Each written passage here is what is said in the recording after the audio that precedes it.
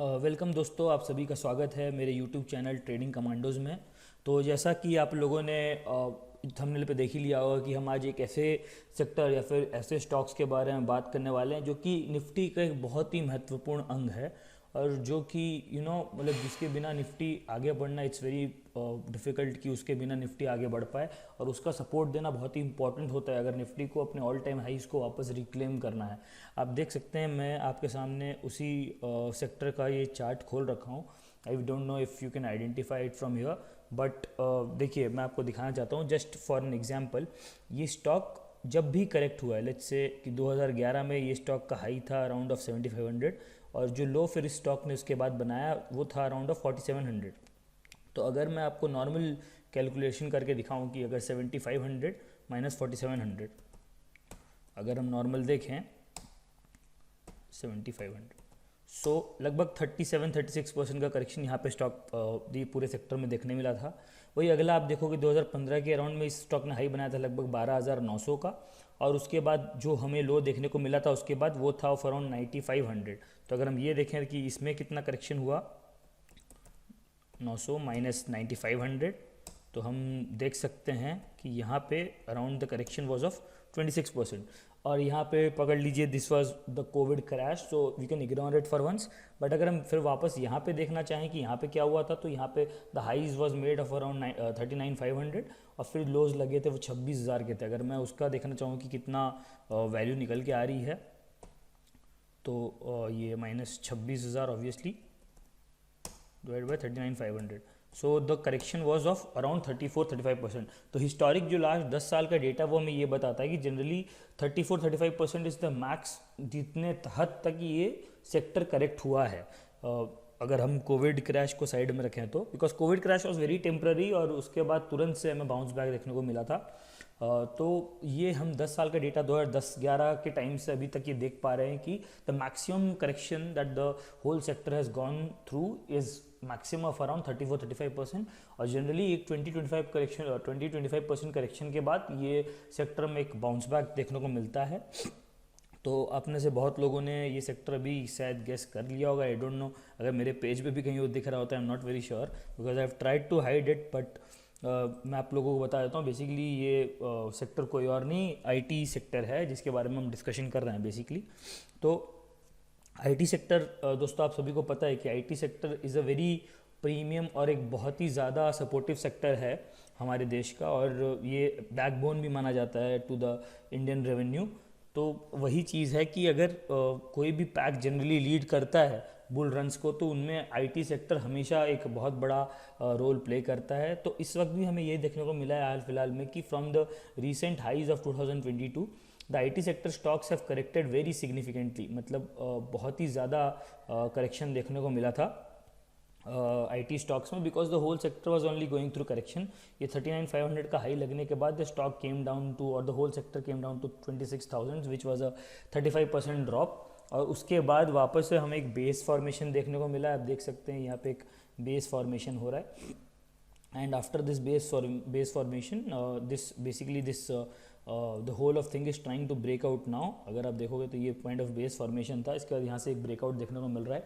But जो भी अगर हम इस ब्रेकआउट के डिटेल्स में ना भी जाएं तो इससे हमें ये क्लियर पता चल रहा है कि द जनरल टेंडेंसी, बिकॉज देखिए हिस्टोरिकल डेटा जो है वो जनरली वो आपको एक हेल्प करती हैं कि आप पर्टिकुलरली बढ़िया डिसीजन ले सकें आगे के अपने इन्वेस्टिंग जो है फाइनलाइजेशंस पे या डिसीजंस पे। तो हमें दिखा है कि जो मैक्सिमम क्योंकि देखिए आप कोई जब एक इंडिविजुअल स्टॉक पे प्ले करते हैं तो you need to be very careful because बहुत बार ऐसा होता है कि उस स्टॉक के निजी कुछ प्रॉब्लम्स होते हैं, कुछ मैनेजमेंट प्रॉब्लम्स होते हैं और बहुत कुछ होता है जिसकी वजह से जो है स्टॉक्स बहुत बार सेक्टर के मुकाबले बहुत ज़्यादा गिरने भी लगता है।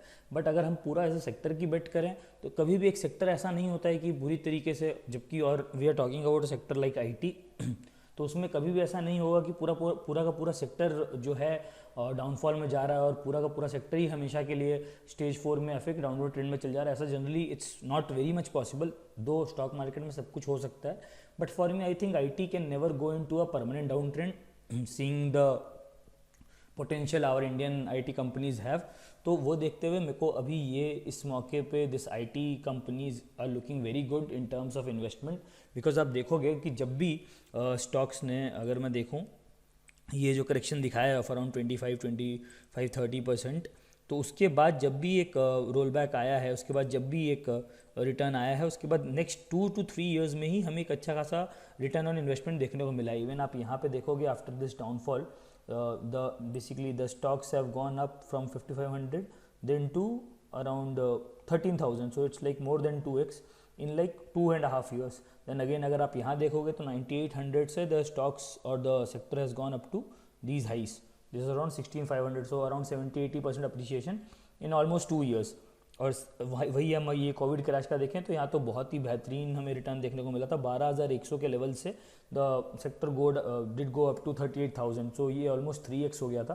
सो हमें ये देखने को मिला है कि जब भी ये सेक्टर 30-35% करेक्ट होता है, उसके बाद maybe if we get into it for like 2-3 years 5 years, हम चाहें तो इसके लिए बहुत ही पर्टिकुलर होना चाहें और बहुत ही सेफ खेलना चाहें तो we can take any IT ETF और IT mutual fund, IT specific mutual fund, और हमें ईजिली वहाँ पे 2 to 3 ईयर्स में 30-40% का ईजिली रिटर्न देखने को मिलता है, which is very good seeing the FD rates and the normal mutual fund returns. तो इसी अब IT सेक्टर में हम कुछ कुछ कंपनीज उठाते हैं और उनका रिजल्ट्स ट्रैक करने का कोशिश करते हैं और उनके जो है चार्ट्स को एक बार स्टडी करने की कोशिश करते हैं। तो आपके सामने मैं एक बार खोलूँगा Wipro. Let's see what is happening here now. See अगर हम ये डेटा देखें तो आप देखोगे कि ये 2008 का करेक्शन हुआ था। This is also a significant वो क्राइसिस के समय का क्रैश है, जो कि it is not very normal, right. ऐसा नहीं कि ये डेली होगा, और ये चीज़ें होती भी है तो see this is very temporary, और ये मार्केट्स में these are very temporary things, और आप इसको लेके बैठना और डिप्रेस रहना, there is no point, right. Because ये सब क्रैशेस जब भी आते हैं कोई रीज़न की वजह से आते हैं, और उसके बाद we see a good pull back, because these are not the fair prices, right, these are not the fair prices of the stock. But ये बस ये क्या होता है कि न्यूज सेंट्रिक जो है सेलिंग आती है, और उसके कारण स्टॉक्स एक बार के लिए बहुत ही चीप हो जाते हैं, और अदर कोई अगर स्मार्ट प्लेयर है तो वो जानता होगा कि इतने चीप ये सारे प्रीमियम स्टॉक्स या ब्लू चिप स्टॉक्स नहीं मिलेंगे, तो they rather buy it and get highly rewarded with time. तो यहाँ पे भी ये वही हुआ था कि the stock was making a highs of around 150 and it came down to 35-40 rupees, which was a very brutal crash. So this happen not only with Wipro, but बहुत सारी कंपनीज में ये चीज़ हुआ था कि इतना हैवी हमें फॉल देखने को मिला था। बट अगर हम इसको इग्नोर करें, द 2008 रीजन बेस्ड क्रैश और you mean the news based crash and the 2020 Covid crash, what we can see is कि हाइज से अगर हम लास्ट 10-12 साल का डेटा देखें तो हाइज से जनरली ये स्टॉक जो है like 187 से we can see it has gone down to 118, which is around a 40% down move. Then from these highs of 250 to around 155, so it was also around 50% correction. Likewise here also it was from 300 to 170. This was दो इसमें Covid का prized इन है, तो इसमें भी around 40-50% correction देखने को हमें मिला है। The same thing is happening here also. आप यहाँ भी देखेंगे तो जो हाइज बने हैं स्टॉक्स के, वो 735 के हाइज बने थे, और उसके बाद it has come down to around 350-400 levels, which is around 50% correction. देखिए मैं ये मानता हूँ कि इतना सिग्निफिकेंट रन भी स्टॉक्स में देखने को जनरली नहीं मिला है। जनरली जब भी ये लास्ट बेस का ब्रेकआउट पे जाते थे stocks, then again it used to form base on base and again it used to come inside the previous bases, and उसके लाइक जैसे प्रीवियस बेस के अंदर वापस आता था, and it used to not move this aggressively, but this time it has moved actually very significantly during this bull run that we faced after 2020's crash. तो ये बात है कि ऐसा अप मूव भी देखने को नहीं मिला है, but any how we have already seen a 50% crash. If we see and this is a historical all time data, and we have seen that for the IT stocks after 50% crash, this is very this has been very normal कि उसके बाद अगर हम 3 to 5 years या 2 to 3 years investment के purpose से stocks को लेना चाहते हैं, तो इन लोगों ने हमें कभी डिसअपॉइंट नहीं किया, and they have given good return over the period of next 2-3 years. So ये था विप्रो का chart. Likewise we can open Infosys के charts also and we can see कि वो क्या ऑफर करता है. तो ये दोस्तों हम यहाँ पे देख सकते हैं कि यहाँ पे सिमिलर चीज़ इन्फोसिस में भी देखने को मिली है कि फ्रॉम 285 का highs to it has come down to 140 highs which is a 50% crash, and this was during 2008. And so आप देखिए हर सेक्टर में कोई लीडर्स होते हैं, राइट.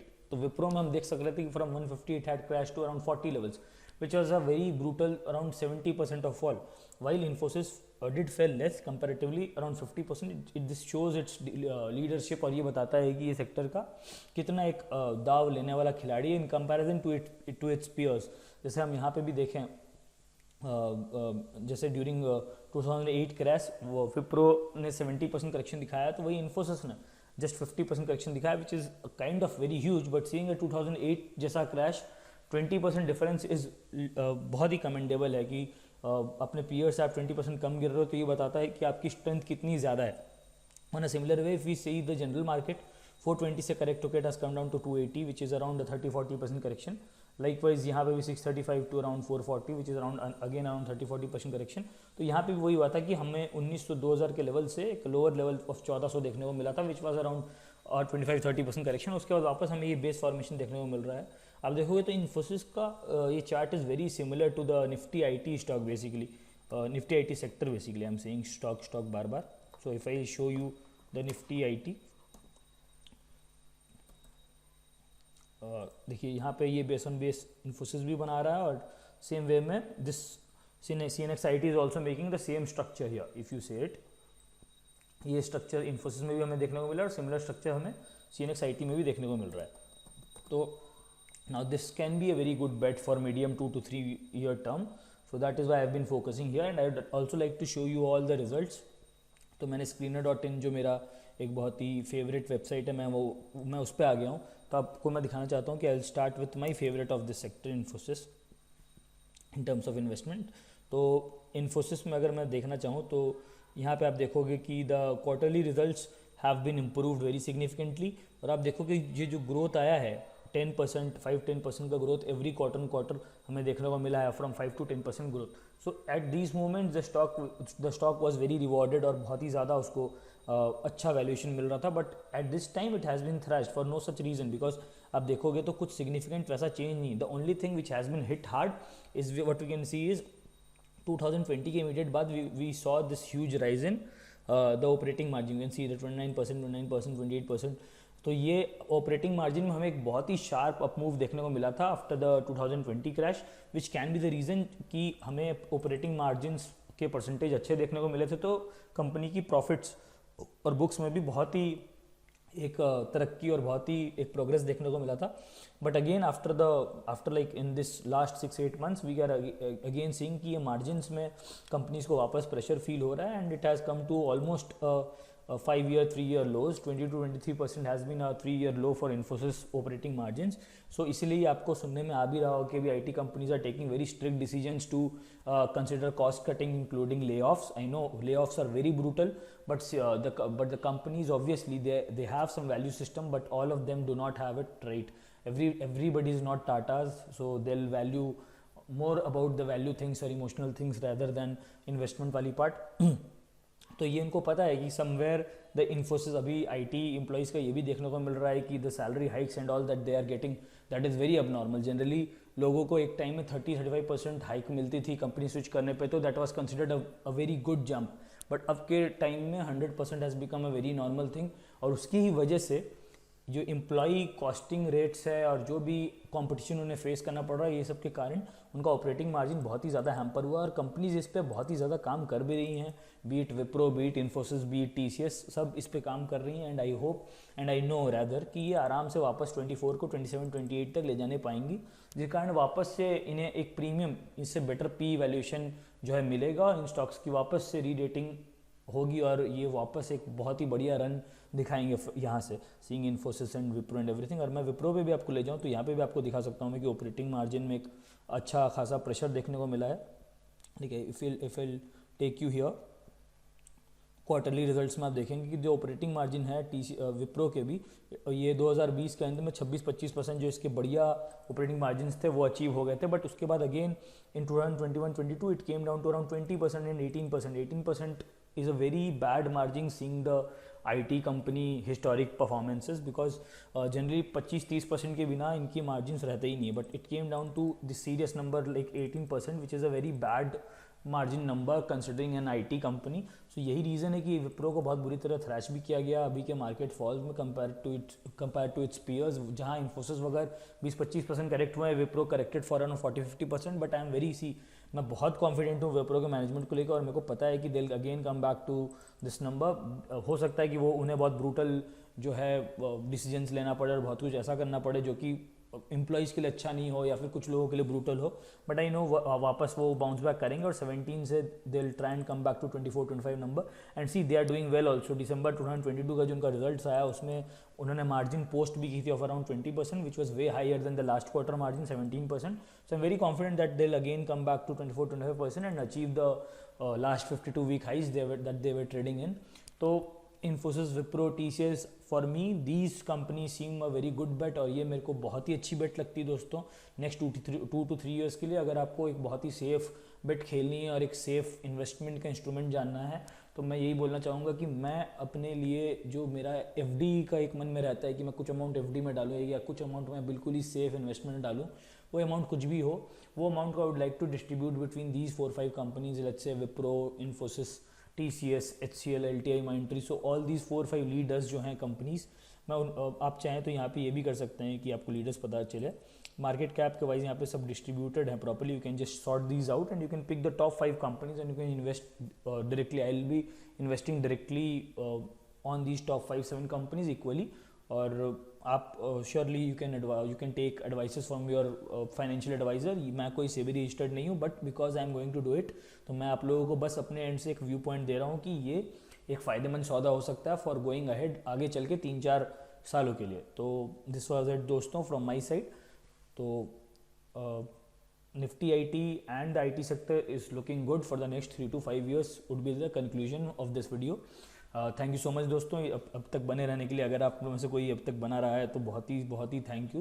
एंड मैं आप लोगों से एक हेल्प चाहूँगा, मैंने अभी जस्ट अपना यूट्यूब चैनल कल शुरू किया है महाशिवरात्रि के मौके पर, तो मैं जानना चाहूँगा कि अगर कोई भी ऐसी चीज़ हो, ऑडियो क्वालिटी, वीडियो क्वालिटी या कुछ भी चीज़ हो जिस पे मैं मुझको बहुत ही अच्छे से या बहुत ही जल्द काम करना चाहिए, प्लीज़ उसको कमेंट करके सजेस्ट करें and I would like to improve it going forward. और मैं आप लोगों की और हेल्प करना चाहूँगा और अच्छे से बेटर वीडियोस, बेटर क्वालिटी के वीडियोस, बेटर कंटेंट जो आप चाहें वैसा बना के आप लोग को देना चाहूँगा।